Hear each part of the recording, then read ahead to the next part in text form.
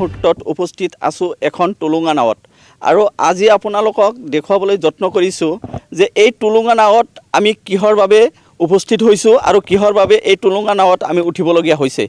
এয়া হৈছে টাপাজুলি আৰু টাপাজুলিৰ পৰা এই কালামপুৰলৈ যোৱা যিখন পথ, এই পথৰ যি অৱস্থা সেয়া আমি আপোনালোকক দেখুৱাম যে কেইবাদিনৰ পৰা যি বাঢ়নি পানী আৰু প্ৰবল বৰষুণ আৰু এই বৰষুণৰ ফলত এই বৃহত্তৰ অঞ্চলৰ যি পথ, এই বৃহত্তৰ অঞ্চলৰ ৰাইজে এই পথেৰে চলাচল কৰিবলগীয়া হয়। দীৰ্ঘদিনৰে পৰা এই সমস্যাত তেওঁলোকে ভুগি আছে আৰু এই বৃহত্তৰ অঞ্চলৰ ৰাইজৰ যি আৰ্তনাদ এয়া শুনিবলৈ, এয়া বুজিবলৈ যেন কাৰোৰে সময় নাই। প্ৰতিনিধিসকল আহিছে আৰু নিৰ্বাচন আহিছে আৰু এই নিৰ্বাচনৰ সময়ত তেওঁলোকে সভা সমিতি কৰিছে আৰু সভা সমিতি তেওঁলোকে ভাষণ প্ৰদান কৰিছে যে তেওঁলোকে ৰাস্তা ঘাটৰ উন্নয়ন কৰিব, তেওঁলোকে সমষ্টিৰ উন্নয়ন কৰিব, কিন্তু প্ৰকৃতাৰ্থত ভাৰতবৰ্ষ স্বাধীন হোৱাৰ পিছৰ এই ৰাস্তাখনৰ যি দুৰৱস্থা আৰু এই বৃহত্তৰ অঞ্চলৰ যি আৰ্তনাদ, এই বৃহত্তৰ অঞ্চলৰ ৰাইজৰ যি আৰ্তনাদ আৰু যিসকল স্কুল কলেজীয়া ছাত্ৰ ছাত্ৰী আছে আৰু জৰুৰীকালীন যিসমূহ সেৱা এই সম্পূৰ্ণৰূপে এই বন্ধ হৈ আছে আৰু তেওঁলোকৰ এতিয়া চলাচলৰ মাধ্যম হৈছে টুলুঙা নাও। আৰু এই বৃহত্তৰ অঞ্চলৰ কিছু সচেতন ব্যক্তি আমাৰ মাজত উপস্থিত আছে আৰু তেওঁলোকৰ অন্তৰস্থলৰ কিছু মন্তব্য আমি আসাম টক্সৰ সমূহ দৰ্শকক দিবলৈ যত্ন কৰিম। কেনেধৰণৰ অসুবিধা হয় আপোনালোকৰ? ধন্যবাদ। আমাৰ মূল সমস্যাটো হ'ল ৰাস্তা। আমাৰ এই দীৰ্ঘদিনৰ সমস্যা। আমাৰ এই বৃহত্তৰ অঞ্চলৰ যোগাযোগ ব্যৱস্থাৰ একমাত্ৰ এই ৰাস্তা।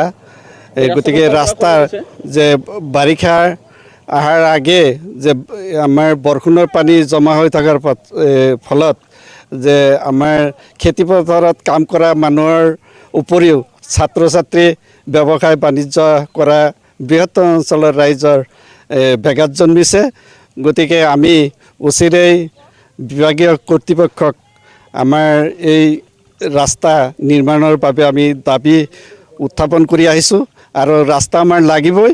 আৰু আপোনালোকৰ চেনেলৰ যোগেদি আমি হয়তো আমাৰ গাঁও পঞ্চায়ত তথা আমাৰ আঞ্চলিক পঞ্চায়ত আৰু আমাৰ জিলা পৰিষদ, স্থানীয় বিধায়কক জ্ঞাতাৰ্থে আমি জনাবলৈ বাধ্য হৈছোঁ যে অচিৰেই আমাৰ এই জৰুৰীকালীন ৰাস্তা নিৰ্মাণৰ দাবী আমাৰ বৃহত্তৰ অঞ্চলৰ ৰাইজৰ হৈ মই পুনৰবাৰ আকৌ এবাৰ কৈছোঁ যে ৰাস্তা আমাৰ লাগিবই।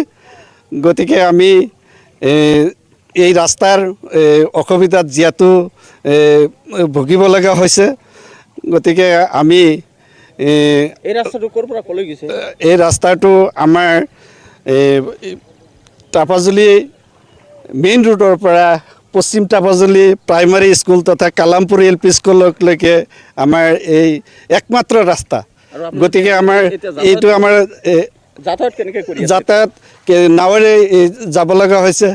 এতিয়া বৰষুণৰ পানী জমা হৈ থকাৰ কাৰণে যে আমাৰ বৃহত্তৰ অঞ্চলৰ ৰাইজে যাতায়াত ব্যৱস্থা একেবাৰে ব্যাহত হৈ আছে।